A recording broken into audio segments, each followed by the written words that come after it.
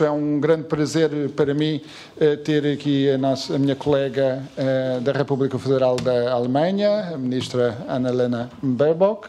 It's great to have you here.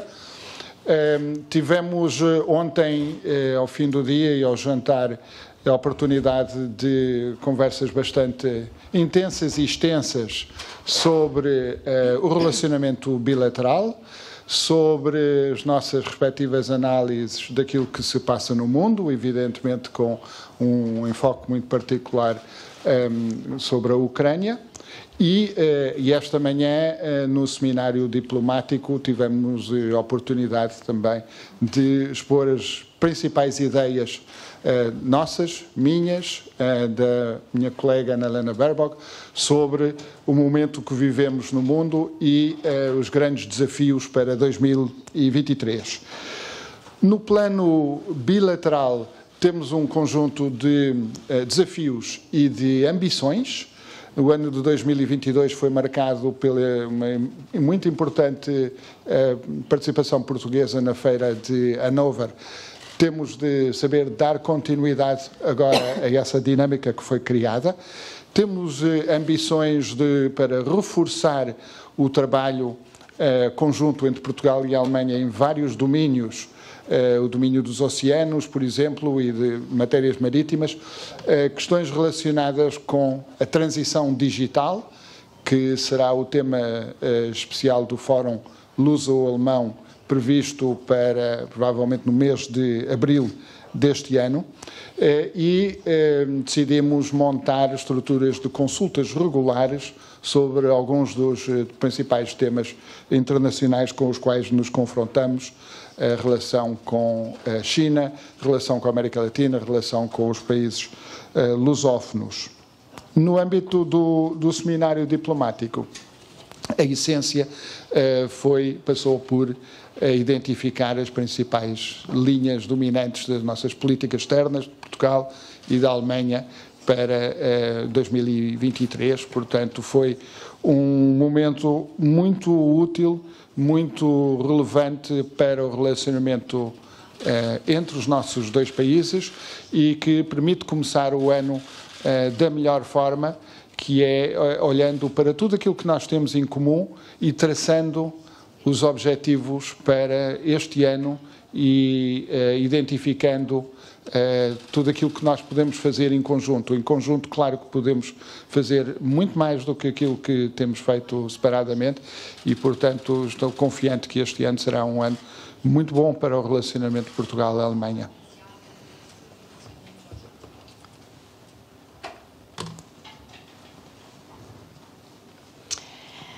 Thanks a lot for the warm welcome, dear ladies and gentlemen. I will speak in German. Lieber João.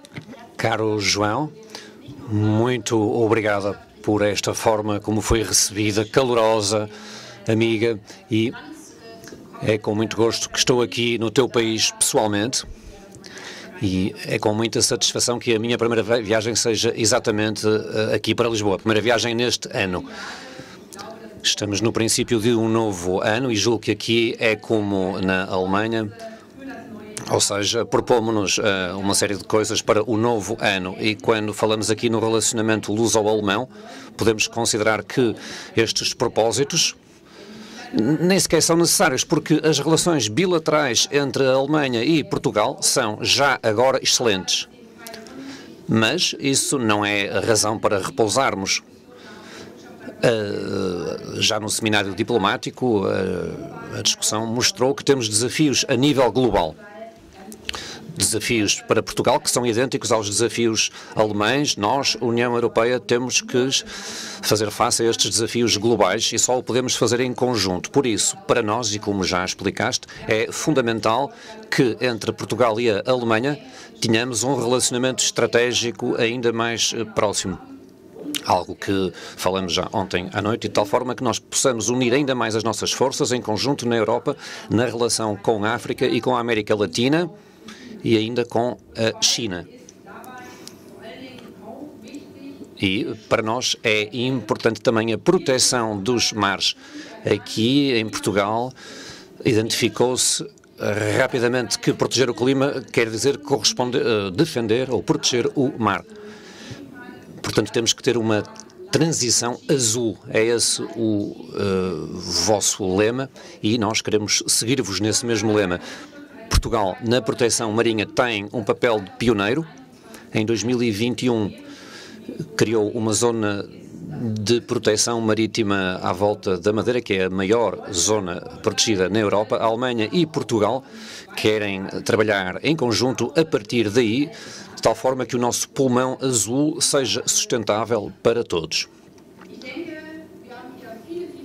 Parece-me que temos muitos projetos, nomeadamente na investigação conjunta para a redução de microplásticos, nomeadamente na captura de peixes, porque isso é fundamental para os nossos consumidores na Europa, para que tenham mais segurança, e também a investigação e o potencial de corais artificiais, as torres eólicas offshore, energias renováveis, ainda a proteção da biodiversidade, tudo isto em conjunto e também trabalhando concretamente na área das eólicas. Carlos João, conversamos também sobre a Ucrânia. Para as pessoas na Ucrânia, o ano começa como findou o ano passado, ou seja, com ataques cínicos e sistemáticos contra as infraestruturas de eletricidade e de água, com também ataques concretos à população civil. Os bombardeamentos russos não têm outro objetivo que não seja o de fazer com que a base da vida na Ucrânia seja retirada, ou seja, é um ataque à humanidade e concretamente neste caso à Ucrânia. E tal qual as ucranianas e os ucranianos na sua luta pela liberdade e pela sua independência e do seu país não vão desistir, também nós não queremos deixar qualquer margem para dúvida em relação à nossa resolução de continuar a apoiar a Ucrânia. Porque qualquer indício de que estaríamos a baixar o nosso apoio, isso faria com que Putin se sentisse com mais intenção de continuar. Portanto, temos que nos perguntar repetidamente como é que podemos apoiar a Ucrânia na proteção dos seus cidadãos, das suas infraestruturas civis, como é que podemos dar um apoio ainda melhor em conjunto. Portugal, no último ano, mostrou de forma exemplar aquilo que é a solidariedade europeia. Concretamente, recebeu 60 mil refugiados, deu ajuda humanitária, financeira e ainda militar à Ucrânia. Sei que material militar pesado e esse fornecimento foi um passo muito relevante. No ano passado, Portugal deu esse passo de forma consciente, nomeadamente através dos tanques M113 que Portugal forneceu à Ucrânia. Nós, neste ano, temos que continuar a trabalhar em conjunto neste campo. A guerra na Ucrânia já há um ano, quase, que nos mostra de forma brutal a sorte que temos aqui na Europa, em Portugal, na Alemanha. Os nossos filhos podem crescer em liberdade e segurança. Essa é uma sorte. E olhando para a história, nós sabemos que houve uma série de nomes de pessoas corajosas que seguiram a sua consciência contra todos os perigos e toda a oposição. Aristides de Sousa Mendes é um exemplo disso mesmo. Em 1940, como diplomata português em Bordeus, abriu uma última porta de fuga em relação às tropas alemãs. Num par de dias, conseguiu, com a sua assinatura, passar vistos, sem fazer as devidas verificações. Desta forma, conseguiu salvar ou permitir a fuga a 10 mil pessoas para Portugal. Sem a sua coragem, sem a sua forma de reconhecer aquilo que é justo e aquilo que é injusto, Salvador Dalí, a irmã mais nova de Simone de Beauvoir, e ainda o Otto von Habsburg, mais tarde deputado, não teriam sido salvos. Este tipo de destino mostra exatamente qual a importância de Aristides Sousa Mendes e aquilo que está na sua lápide, Tumular. Quem salva uma vida, salva o mundo todo.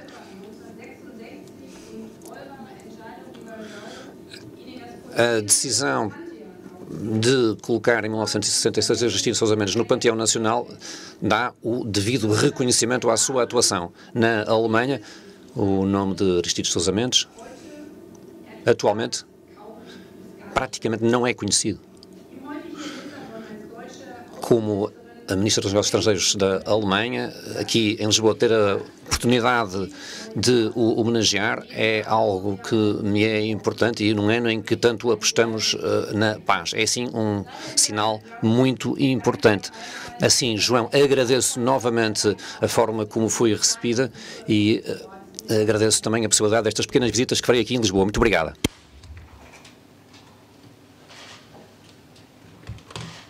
Bom dia. Pergunto em português para ambos os ministros. Srs. Ministros, a União Europeia tem seguido uma abordagem de sucessivos pacotes de sanções dirigidas à Rússia que aparentemente não tem levado a uma perspectiva de paz num horizonte próximo. Isso significa, de certa forma, que essa abordagem pode estar a esgotar-se? Uma das perguntas que gostaríamos de fazer. Outra tem a ver com as medidas Covid. São ambos os países, Alemanha e Portugal, favoráveis à imposição de testagem negativa a cidadãos com origem na China, tendo em conta que Pequim já vai alertando uma possível retaliação também sobre essas medidas que considera serem de motivação estritamente política. Muito obrigado. Bom, muito obrigado pelas perguntas. Primeiro, em relação às sanções, as sanções nunca tiveram como objetivo fazer parar imediatamente a máquina de guerra russa.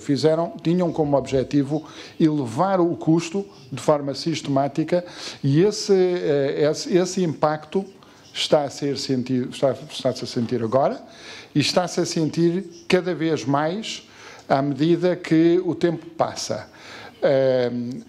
A indústria russa e a capacidade russa de fazer a guerra estão hoje a um nível muito inferior comparado com aquilo que era a realidade há um ano atrás e isso deve-se a sanções e, portanto, a nossa expectativa é que essas sanções continuarão e já estamos a trabalhar num 10º pacote.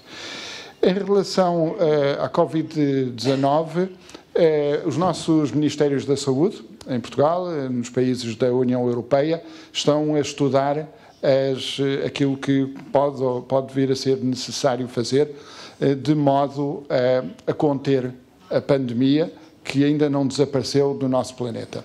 Em Portugal ainda não tomamos uma decisão de qualquer medida restritiva.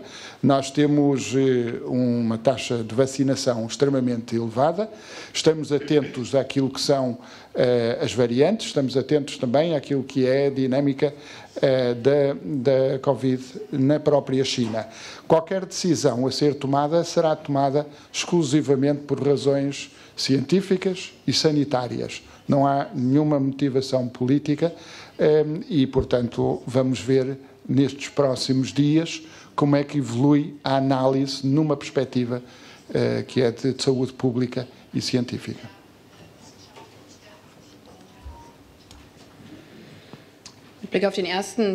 Em relação à primeira parte da pergunta, posso sublinhar aqui o que foi dito pelo colega português. O objetivo das sanções era tornar claro que uma tal violação dos tratados internacionais tinha que ter uma resposta. Nós sabemos que há consequências económicas na Rússia, não apenas em diferentes setores económicos, mas também na produção de material militar.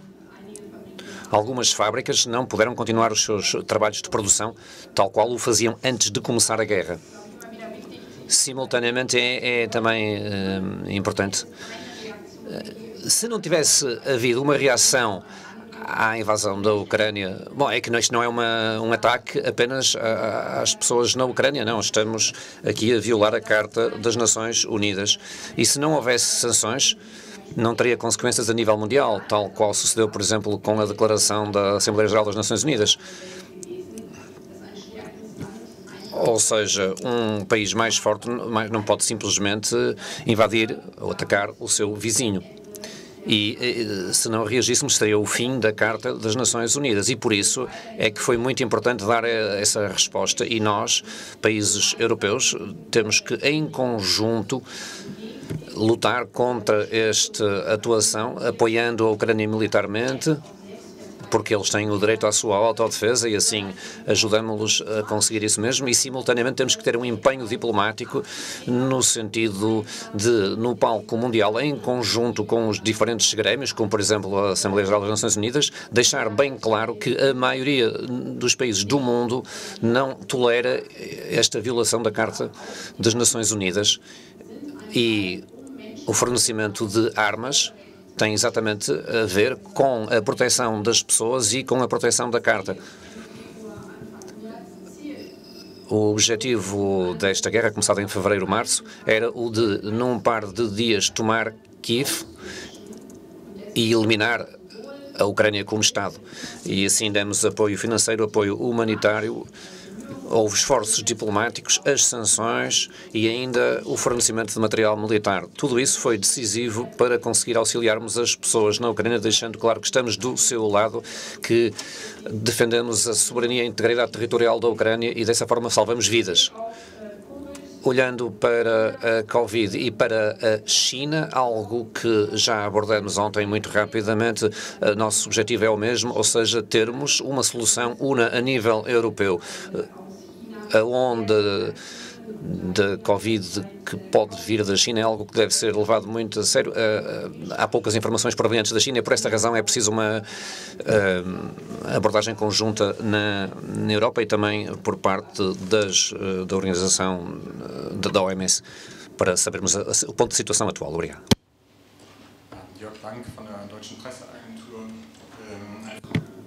Uma pergunta a ambos. Falou aqui no abastecimento de material militar e também na solidariedade entre parceiros. Há iniciativas, nomeadamente em relação aos blindados Leopard.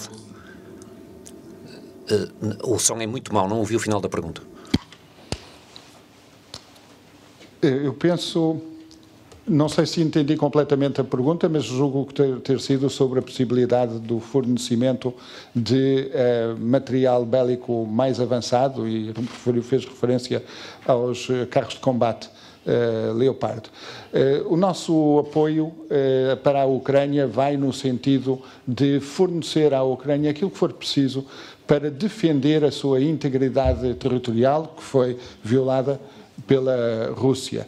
Estamos em conjunto, a nível da União Europeia, a nível dos nossos aliados também, falando com os Estados Unidos, ver como é que nós podemos ajudar da forma mais eficaz a Ucrânia. Da parte portuguesa temos sempre demonstrado a nossa abertura para fornecer aquilo que é possível fornecer do nosso lado. É muito importante que haja a coordenação europeia, até porque muito do material requer uma análise conjunta, requer um apoio conjunto, porque é material que vem de vários países europeus. Portanto, estamos constantemente a rever aquilo que são as nossas disponibilidades e aquilo que é a situação que a Ucrânia enfrenta.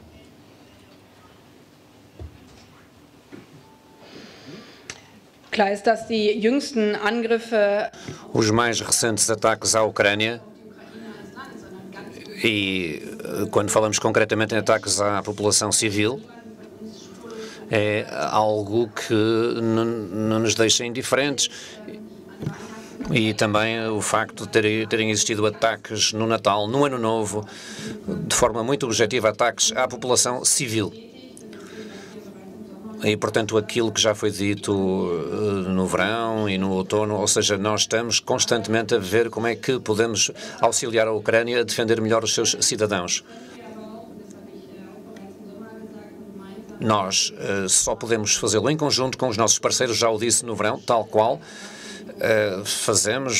temos feito em todos os passos que demos no fornecimento de mais material militar em conjunto com os nossos parceiros, nomeadamente nos carros de combate Howitzer também, com os Países Baixos, ou seja, é importante que trabalhemos em conjunto com os nossos parceiros e que a matéria seja devidamente analisada e, concretamente, quando temos diferentes países envolvidos. Aliás, já falamos nisso detalhadamente ontem à noite. Bom dia. Again, a question for both of you, if you allow me. It's related or centered in Ukraine, which the minister, as we've been witnessing, has been having a very standing upward position. Now Putin is targeting the energy sector in a very effective way, and millions of people are facing real life danger by the day as the winter is approaching. Does the European Union is thinking or studying a common approach for facing this specific threat for the people to reestablish the energy sector there? Nomeadamente em relação à situação energética, este foi um dos principais enfoques da conferência que teve lugar em Paris, salvo erro no dia 13 de dezembro, em que se estabeleceu que haverá um mecanismo de coordenação para o apoio à Ucrânia, facilita desde logo do lado ucraniano a identificação daquilo que são as suas necessidades. Portugal e muitos outros países disponibilizaram-se para dar apoio em termos de geradores, em termos também do fornecimento de baterias LED, a ambição do fornecimento de 50 milhões de lâmpadas LED, para reduzir, como se sabe, tem um consumo muito mais baixo e, portanto, isso reduz as necessidades energéticas da própria Ucrânia, facilitando a sua capacidade de resistência a estes ataques sistemáticos. A nossa convicção profunda é que, por mais crimes de guerra que haja, e um ataque contra a população civil é um crime de guerra, por mais crimes de guerra que haja da parte russa, haverá para a Ucrânia todo o apoio necessário para que consiga resistir. Aquilo que sentimos do lado ucraniano é uma enorme força de vontade, é uma enorme força anímica e em guerra essas qualidades são fundamentais. O nosso papel é ajudar a Ucrânia a não perder essa força de vontade, essa força anímica e essa convicção na sua vitória. Ja, gut, ergänzend zu dem, was bereits... Em relação ao que já foi dito, nós tivemos a conferência em Paris, a conferência de inverno, e também tivemos reuniões entre NATO e G7 e discutimos esta questão do auxílio no inverno. Isto tem a ver com geradores e transformadores também. Nós, alemães, temos dado o nosso apoio neste campo e vamos continuar a fazê-lo. Nas últimas semanas e concretamente agora no período de Natal, verificou-se que não se consegue repor as coisas à velocidade que são destruídas. Por essa razão, a defesa aérea é fundamental e o nosso apoio militar, e tal qual foi dito aqui pelo Sr. Ministro, é fundamental que continuemos. E isso só pode ser feito de mãos dadas para conseguirmos colocar material à disposição para que se consiga, de alguma forma, repor a energia, o aquecimento e ao mesmo tempo, protegê-lo de nova destruição.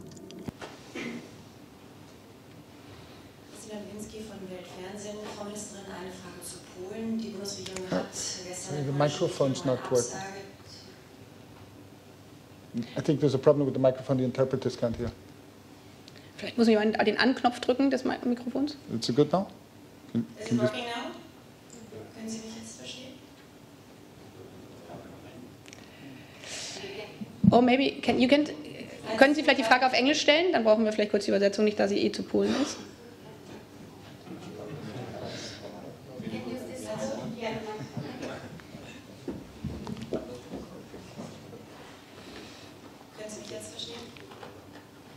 Ouve-se muito baixo.